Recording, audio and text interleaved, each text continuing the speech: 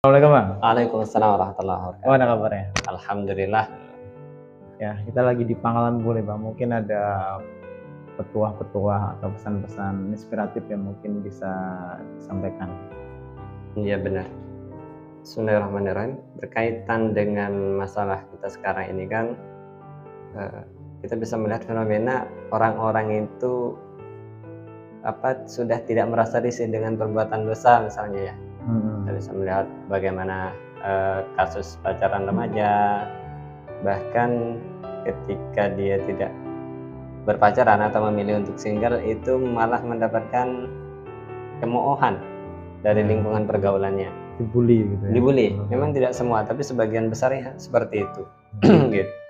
Kemudian tentang sholat misalnya, ketika disuruh sholat, nah ngapain sholat? Mau yang korupsi juga sholat misalnya, atau yang maling ayam juga sholat misalnya. Jadi sholat itu tidak kemudian membuat seseorang itu tercegah dari kemungkaran dan sebagainya ini menandakan bahwa orang-orang itu mulai merasa menggampangkan dengan perkara dosa. Ya, gitu. Mungkin itu sedikit sebelum yang akan kita bahas. Oke, kalau kita lihat memang saat ini banyak sih orang yang menggampangkan ya dosa kecil ini biasa menyepelekan. Benar. Terus apa sih sebenarnya dampak dari dosa itu sendiri? Iya.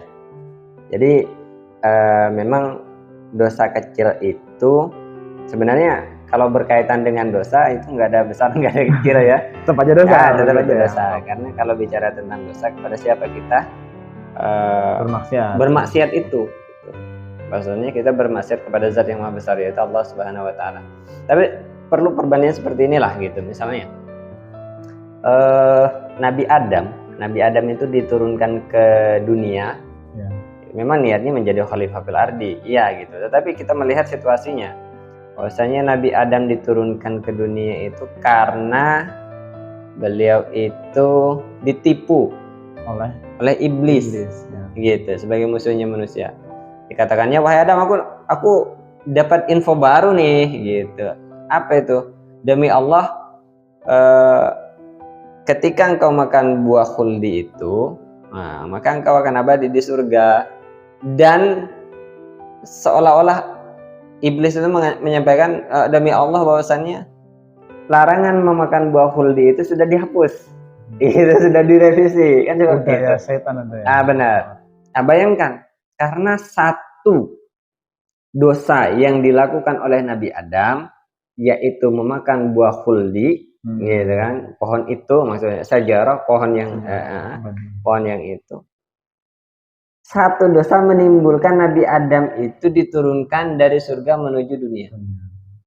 Bayangin, satu dosa. Gitu. Ketika kemudian ditanya, wahai Adam, kenapa engkau memakan buah itu? Pohon mendekati, bahkan memakan buah itu. Kata, ya Allah, sesungguhnya aku itu tidak terfikirkan bagiku bahwa ada makhlukmu yang berdusta atas nama engkau, gitu loh. Kan tahu nih ya Mas Agung kan kuliah nih.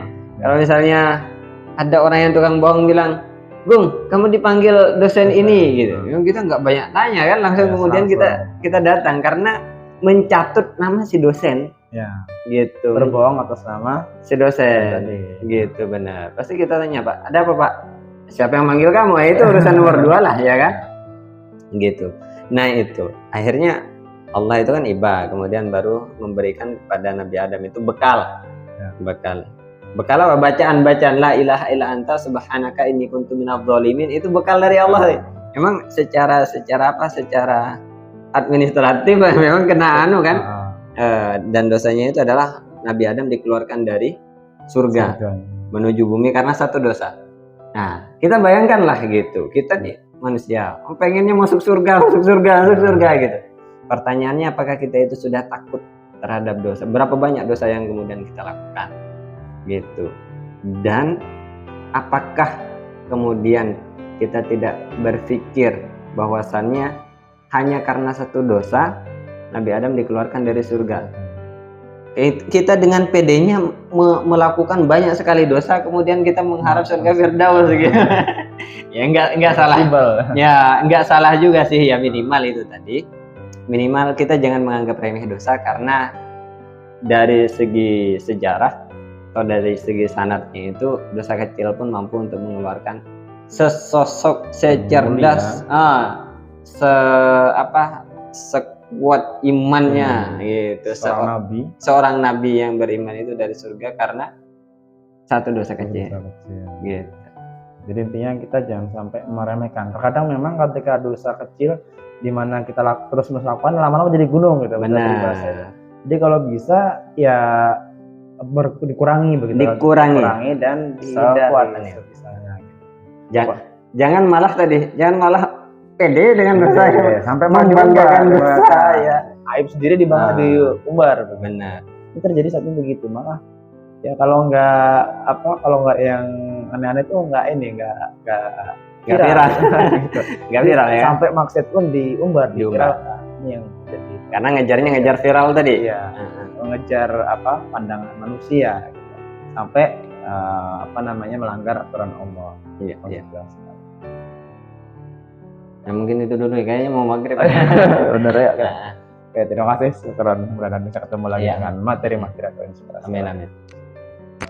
Assalamualaikum.